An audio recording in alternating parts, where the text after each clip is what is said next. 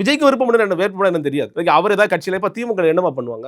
Sir வேட்புமனு தாக்கல் பண்ணும்போது ஃபர்ஸ்டே வந்து காசு வாங்குவாங்க சார், இவ்வளவு சொல்லுவாங்க. சில கட்சிகள் அதிகமா கூட வாங்குவாங்க, சில கட்சிகள் கம்மியா வாங்குவாங்க. அப்படிங்கிறது விஜய்க்கு தெரியாத காரணத்தினால எல்லா கட்சியிலும் இப்படிதான் போல இருக்கு. ஏன்னா ரசிகர் சொல்றாரு இல்லையா, எந்த கட்சியில 100 ரூபாய்க்கு ஃபார்ம் கொடுப்பானா? டேய் 100 ரூபாய்க்கு ஃபார்ம் கொடுக்க கூடாதுப்பா. இது வாங்கி என்ன பண்ணுவ நீ? இந்த ஃபார்மை வாங்கிட்ட நீ. பொதுமக்கள்லாம் வந்து வாங்குகிறார்கள். நீங்க பொதுமக்கள் எங்க முதல்ல ஃபார்ம் வாங்கணும்? எனக்கு புரியவே இல்லை. பொதுமக்கள் வாங்குறாங்க, கல்லூரி பெண்கள் அதுல வந்து பேட்டி கொடுக்குறாங்க. என்ன அப்படின்னா, எந்த கட்சியாவது 100 ரூபாய்க்கு ஃபார்ம் கொடுமா, எங்க தளபதி 100 ரூபாய்க்கு ஃபார்ம் கொடுத்தேன். கீழே அவங்க படிக்கல, கீழே 10,000 ரூபாய் எழுதி இருக்குன்றது அவங்க படிக்கல. அதை சொல்லிட்டு அவங்களுக்கு விருப்பம் இல்லைன்னு தெரியல.